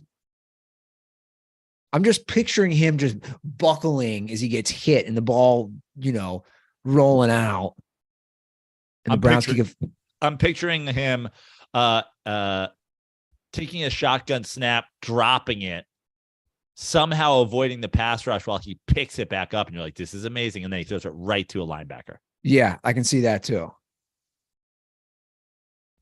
All right, next up, Jags Texans in Houston. 4-point Jags favorites. You're up. I'll take the Jags. 4 points to me, like I couldn't wait to do the Texans pick when it was 5.5. 4 points. I think the Jags, they have something to play for. Obviously, the Texans do not. At this point, if you're the Texans, why do you even want to win this game? Sure. I'll take the Jags to win and cover. Yeah, same. All right. Battle of 2 teams that used to be right by each other. The Niners and Raiders. Raiders. Derek Carr's been benched for Jared Stidham. This is weird to me. And Carr is now not around. He's Gone. Basically taking the rest of the year off. Yeah, which is fine, I think, at this point. Yeah. You've benched a guy that I think you can be critical of of Derek Carr. I have no problem with people being critical. I have no problem that the fact that there are people who aren't sure what to think of Derek Carr, and are they good? Is he good? Is he not good? Should be whatever. But you have to give Derek Carr some credit. He has been there through and through for this Raiders team. And the idea that you're going to bench him with 2 weeks left to go in the season, for what? For what reason? I don't really even get, because he threw 3 picks. Like at the end of, like, do we really think that this is a Derek Carr problem? And so him walking with, like, I'm a kind of a, that shows a dickhead, instinct, but also I kind of think that you're doing wrong by Derek Carr here, benching him. Well, look, I mean, he's having a bad year for him. It's his worst completion percentage since his rookie year. Right? Yep. And then I saw the stat. I'm trying to find it right now. I saw the stat, Joe, that said also most losses by a starting QB in their first 9 seasons since 1950. He's right behind Archie Manning for second. Yeah. Like, I mean, they've given it 9 seasons with him. He has moments where you're like, wow, that's a hell of a throw. And then he has moments like where he did that run airmail kick against the Steelers last week. You're like, dude, what are you doing, man? What are you doing? Now, 9.5 is a big spread. It's in Vegas. I don't trust Jarrett Stidham. Obviously, Stidham was on the Patriots. Josh McDaniels brings him back over to the Raiders. Clearly, Josh McDaniels has some sort of hard on for this guy. I think, obviously, if he's playing him. Niners covered last week, a big spread. I don't think they covered. I don't think they covered spread on this game. 9.5. I think I'll take the Niners.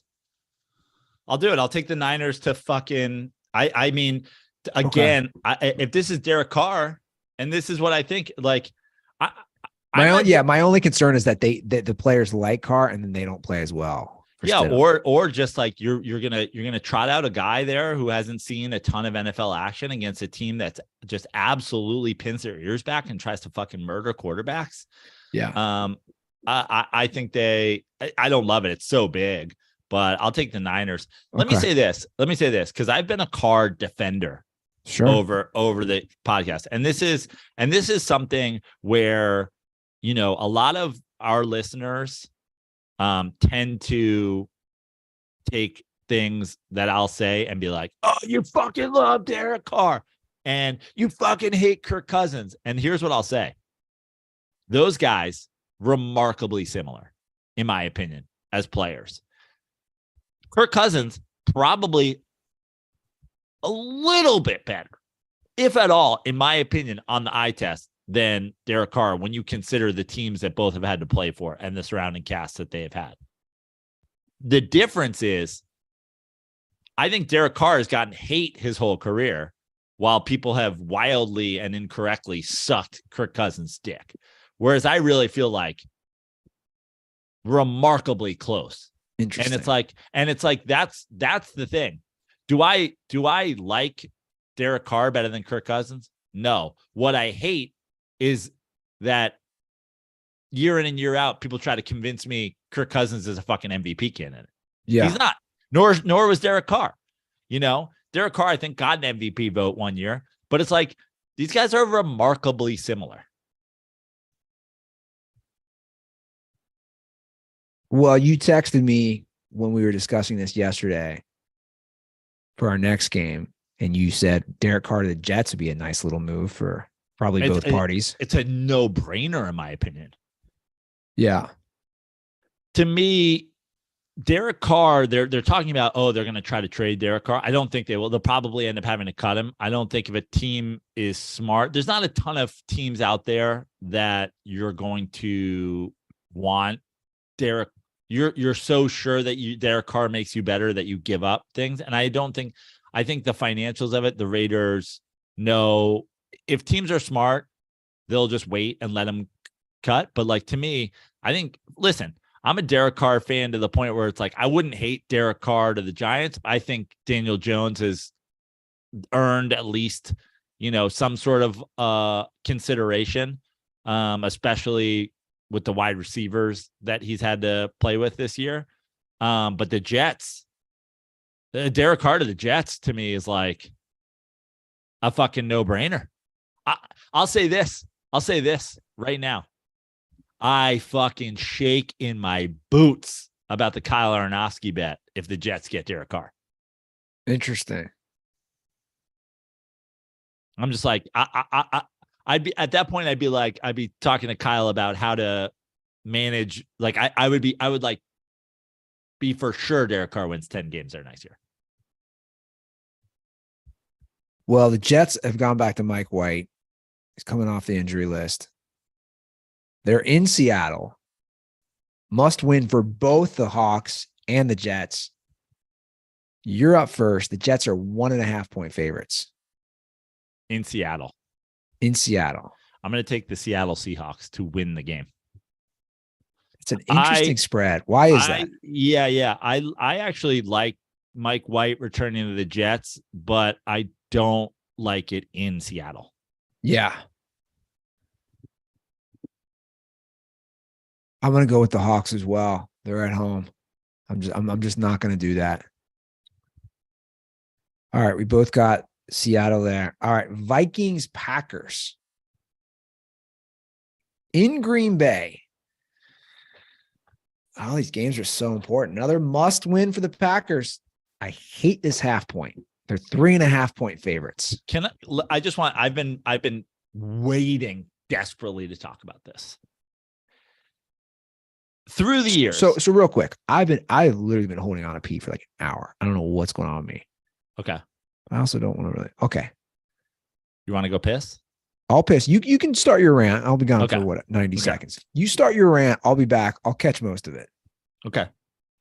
I've been waiting to talk about this. Vikings Skull Nation dirtballs, as well as, and I know that they will not hear it, but the Vikings Nation at large that I deal with on Twitter because I'm a Kirk Cousins truther. I will repeat what I said about Derek Carr. And again, I wish there was a way for Vikings fans that are not listeners of this podcast to get this. But for you dirtballs that are big Vikings fans, I am not a Kirk Cousins hater. If you have listened to this show over the years, you'd be like, he's a Derek Carr stan, which again, my point is, I just think Derek Carr has been underrated, and I think Kirk Cousins has been overrated. But I want to talk about a couple things specifically for you people who are out there who just like live in my DMs and live in my mentions defending Kirk Cousins. First of all, you're an underdog in this game. You're an underdog in this game. You're the 2 seed. You're 13-2 or whatever the fuck you are, 12-3. You're 12-3. You're an underdog in this game to a team that is not a playoff team. Second of all, and I can't wait for Andy Ruther to get back so he can weigh in on this. But so Vegas doesn't believe in you in this game.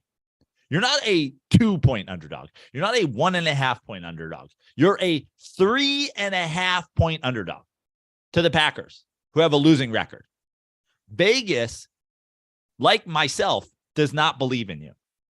And the second portion of this that is just absolutely proving everything I've thought and said about this team, and mostly Kirk Cousins, right, is the Minnesota Vikings are plus 1,900 to win the Super Bowl. You're 19-1 to win the Super Bowl. The Bills are 3.5 to 1. The Chiefs are 4.5 to 1. The Eagles are almost 5 to 1. The Niners are 7 to 1. The Bengals are 8 to 1. The Dallas Cowboys are 11 to 1. You guys are almost twice the betting dog to the Dallas Cowboys. You are plus 1,900. You're just above the 21 to 1 Baltimore Ravens. Super Bowl contenders who are 12-3 and sitting in the 2 seed in a very up in the air NFC are 20-1 to win the Super Bowl. Yeah, that's crazy. Vegas doesn't believe in you in this game. Vegas doesn't believe in you to win the Super Bowl. So you can call me Cope, hater, a fucking butthurt Giants fan. You guys can do all the things. You fucking hate Kirk Cousins. Take it up with Vegas. They don't believe in you in this game. They straight up do not believe in you to win the Super Bowl. 20-1. Yeah, that's crazy. You are 5 times less likely than the Bills to win the Super Bowl in Vegas's opinion. You're damn near 2.5 times less likely in Vegas's opinion than the Cincinnati Bengals.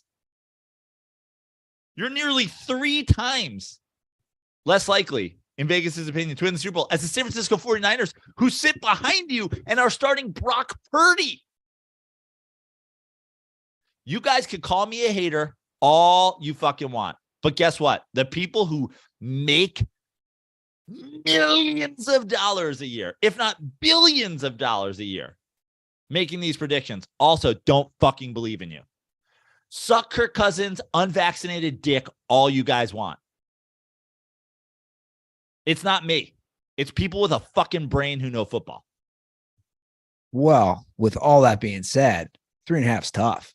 Sure. But my point is, and you were taking a piss when I said this, 12-3 in week 17 against a team with a losing record, you're 3.5-point dogs. Yeah.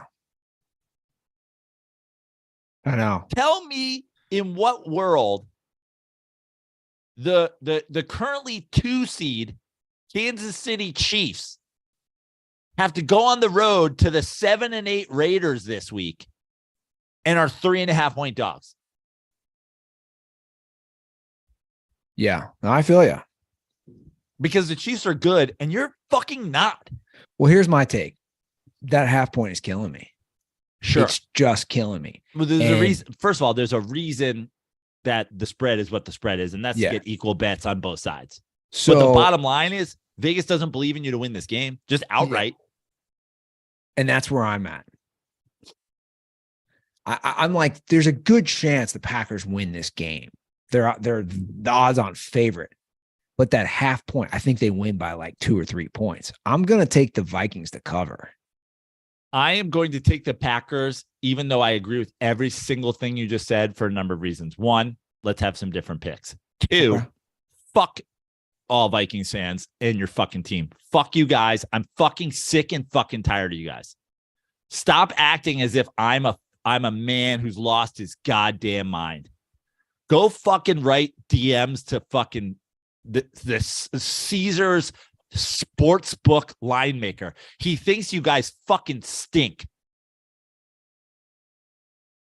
I actually respect the Vikings more than Vegas respects the Vikings at this point. No one believes in your fraudulent trash ass fucking team that's somehow 12-3, even though you've outscored opponents by an average of fucking 1.5 points a game. What sucks is I'm rooting for the Packers. Like, we talk about rooting interest. I want to see the Packers make the playoffs. I think it'd be interesting. But again, it's just that half point for me. I 100% agree with you. And even with that being said, neither of us would be shocked. I know you wouldn't if the Packers win this game 24-10. Like, I wouldn't be shocked. I also wouldn't be shocked if the Vikings win this game 24-10. My only thing is, and by the way, the Vikings should win this game 24-10. You're 12-3. You fucking kick their ass the first game of the year. What is the issue? The issue is you guys don't play that. You just let Danny Dimes throw for fucking 300 yards against you, let alone Aaron Rodgers. Also, your quarterback is going on the road in a division game in week 17 when he has a 11-year resume for shitting the bed. Yeah. And by the way, I'm rooting for the Packers. You know why I'm rooting for the Packers like a fucking monster in this game, even though I don't give a shit about the NFC North. And at this point, my love affair with Aaron Rodgers is over because, like fucking Kirk Cousins, I think he's a fucking douche. The reason I'm rooting for the Packers like a wild fiend in this game is because all I want in life is the Vikings to fall to the 3 seed so that the Giants have a chance to play them in the playoffs and not have to play the San Francisco 49ers. I fear Brock Purdy and the San Francisco 49ers 1,000,000% more than I fear the Minnesota Vikings at home with fucking Kirk Cousins. And guess what? Vegas thinks I should fear them almost 3 times more. All right. We have a different pick there. Next up, Battle of LA teams. What if you were a major transit system facing What if you cyber were a attacks? major transit So you system? partner with speaking? IBM. I mean, guys, come on. Stop popping these things up. I'm trying to, yeah. Well, this game is obviously in LA. Rams, Chargers. Chargers are 6.5-point favorites. You're up first. What say you, Joe Praino? The Chargers, who have clinched a playoff spot. Yeah, 6.5 points. Where is this game? Well, it's in LA. SoFi. Chargers are the home team. Not that it matters. No, I feel like Broncos Chiefs fans are going to show up there just to watch their games on the fucking scoreboard or some shit. Like, Yeah, it's cheaper probably. than going to Buffalo Wild Wings. This is tough. This is right in the zone. I really don't. 6.5. 6.5 feels too much for a game where the Chargers are in. I guess the Rams are playing, but I don't know. I mean, I think that is the right number. I feel like it is a touchdown game, but like the Rams did look like a little something. And man, the Chargers, if the Chargers are going to let you down, they're in. They're like, do they build on it? Oh God, this is so tough. Am I first? You're first. This is tough, man. It's real tough. Dude, Chargers, I don't know what to ever make of the Chargers. Ever. Like, I kind of feel like the Chargers are like sneaky right now. Like, do the Chargers like have a playoff upset of somebody? It could. God, I just don't trust their coach. I know. That's why I don't trust him in this game. I don't at the either. same time, I think it is right there. I think that's a legit point of being like, they won, they're in. I can just see like good coach is like, okay, we build off that. He's not a good coach. Do they just lay an egg and they win by a last second field goal or lose? Like, I wouldn't be shocked if they lost. I know.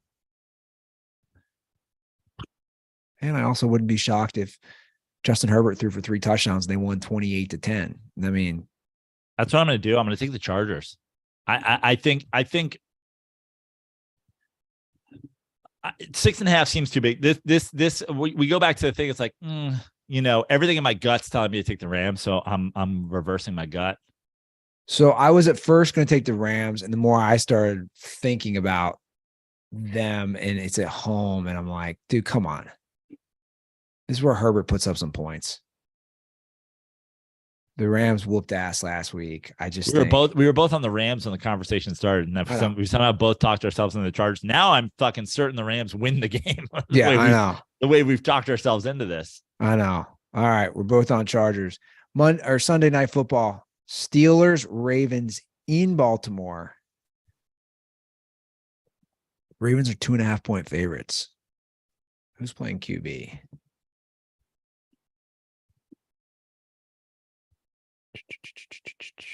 Believe we're going to have Tyler Huntley.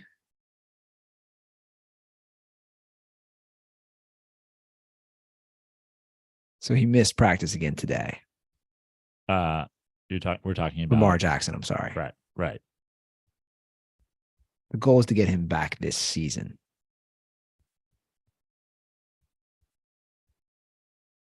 So I'm up first, I guess. I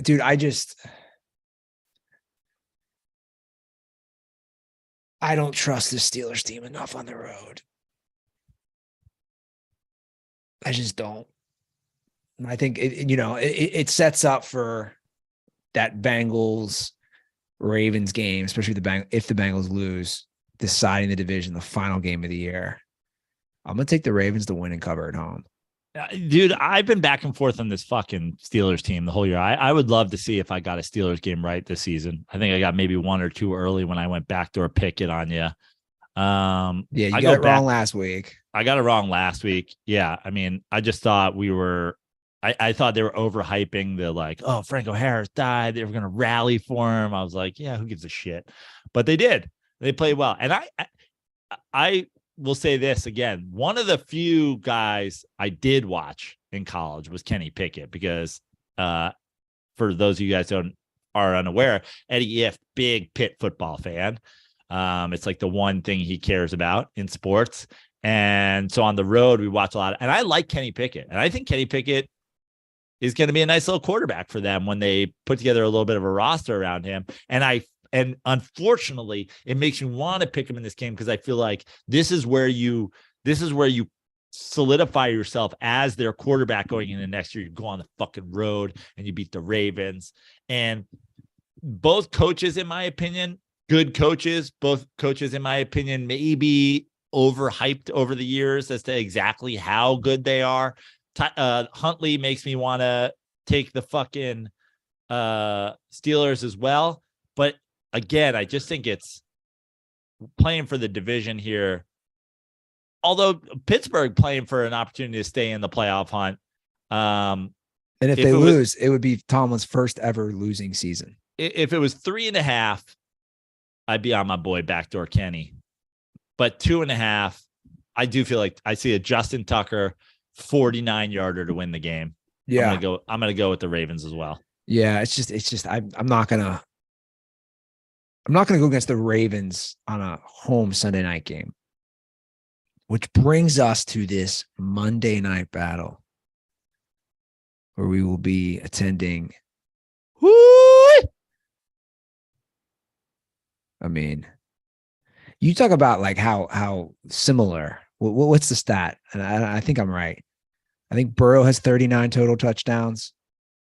Allen has 39 total touchdowns. I think Burrow has like 11 or 12 picks. Josh Allen has like 13. Like their stats are all similar. The teams are within one loss of each other. One's won 6 in a row. One's won 7 in a row. The Bills are favorites. Yeah. But what are the Bills favorites at this right now? 1 point. 1. Okay. Basically a pick'em game. Who do you think wins the game? Basically a pick'em game. You're up first. Huge playoff implications. Bills lose, Chiefs win, Chiefs slide into that 1 seed. Bengals would slide into the 2 seed. Whose winning streak ends? Basically, that's what you're saying. Yeah. But again, we've talked about it before. Does somebody's winning streak do you want to lose this game? I mean, I don't think you do if you're the Bengals because you're still fighting for a division. But also, do the Bengals give a shit about going on the road and fucking the wild card round? They don't give a fuck. Yeah, but not 3 rounds in a row. Right. I really wish you were going first. And here's why. I feel like we're going to come out with the same pick here. But I almost feel like we're going to come out with the same pick no matter who I pick. But I'm going to say this. The thing about this game is the Bills play some defense. Correct. But I don't think it matters in Monday Night Football with this big of a game. I don't think we're going to see. So before you make your pick, a 14-12 game. This is by far. This is the 22nd year of this stadium, and it's not even close. This is by far the biggest regular season game this stadium has ever faced. And I'm not trying to like steer your pick either way. This will probably be wildest this stadium's ever been. That's all I'm saying. And I don't really think that matters. Okay, exactly. I don't think that matters. I mean, obviously it matters. Obviously, home field advantage is a big thing, but I just think that we're looking at two teams that are elite teams in the NFL, and the Buffalo Bills know that they're probably going to have to go on the road somewhere at some point to, win the Super Bowl, whether that's this game and they then have the 1 seed and don't have to do it in the playoffs, or if it's not this game and then they've got to go to Arrowhead, or they've got to come back here and do it again. Like, these teams are legit Super Bowl contenders, as we just went through with the Vegas odds. Both of these teams are good enough where it really, to me, doesn't matter. Like, they're both elite enough where you win big games. Home, road, you win big games. I'm factoring that in less than I am factoring in that I think the Bills win this game if they, with their defense, if they manage to play a low-scoring game. I just don't see it with it being prime time, and with it being Monday, and with being extra day, and with both of these teams knowing that they're essentially playing what could be a fucking AFC championship preview. I think it's a medium high scoring game. I think your Bengals, I think Randy Ruther's Bengals win this game. So, not that I was holding this from you. La'el Collins is out for the year. Yeah. You probably knew that. Yes. Okay. Yeah. Now the Bengals were the only team in the NFL, for what it's worth, who had the same starting O-line all 15 weeks, or all 15 games. And that line, which started rough, really gelled. Yeah. But, when I was this week, I was like, oh, the Bengals are going to lose because of that. Then the more I thought about it, like, it doesn't, we've seen it doesn't matter with Burrow. It just doesn't matter. Like, I think it matters with Burrow. I think Burrow gets hit in this game. Sure. But he finds ways to win. Now I'm going to be more of a homer because I'm going to be there. You're a big Bengals fan. I think the Bengals win. It's a toss-up. I think they win. Now, I don't know why the ESPN projection, dude, I don't know what their math is. I looked. ESPN they had a thing called projections for the last 2 games of the year, for every game. I don't know if there was a glitch. They had the Bills winning 37-9. What? Yeah. I couldn't figure that one out. I know for sure this is going to be a good football game. ESPN has got some wild projected scores. This one, they have 37-9. Yeah. This one, they also have Commanders 41-10 over the Browns. Yeah, that's so stupid. Giants 34-0 over the Colts. That one they seem to have gotten. That one's right. That's correct. That's gonna be a score. Maybe they're not so crazy. I think the Chargers are going to put up 49 on the Rams. I don't know. Looks like we're both taking the Bengals. It's going to be a wild night. So, looking forward to it. I think we have 3 or 4 different picks this week.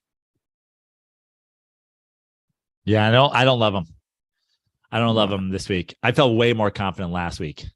I knew last week. Honestly, I was so confident going into last week. I thought I might even come all the way back and be leading going into this. You had a couple nice breaks. Yeah, that Steelers team saved me. Goddamn. All right. Well, there it is, Joe. Me, you. I feel like I should have taken the Bills, but like Jed. Honestly, what I wish I could have picked in the Bengals Bills game is over 14 Miller Lights. I would, pound the over. I think we just jinxed the Bengals for the record. I know. And that's why I said, I feel like if I had taken the Bills, you would have also, like, not because you were playing to hold the ball. I just feel like whatever happened, we were going to be stuck. And then this way, it really is the worst way. If we had both taken the Bills, we're there. For the record, if you had taken the Bills, I would have taken the Bills. I would have. I just straight up would have. I didn't want to lose a point in this game. I didn't want to take any chances. Give us a ring, 310-359-8365. Next show will be live. It'll be a new year. See you next year, Ruther. Yeah. 2023, a big year for Andy Ruther. That's right. It's going to be a big year for all of us. Follow us on social at The Dirty Sports. Jed, I know you're listening. I'll reach out to you. We'll figure this out. We're going to do for the game. Again, dirt balls. Bengal Gym is where we're going to do the tailgate. Joe's going to see if he can drink as many Miller Lights as the height of Anthony Munoz stacked up. Yeah. I'm going to, for dirt balls who don't remember Anthony Munoz playing, and I'll have to Google this.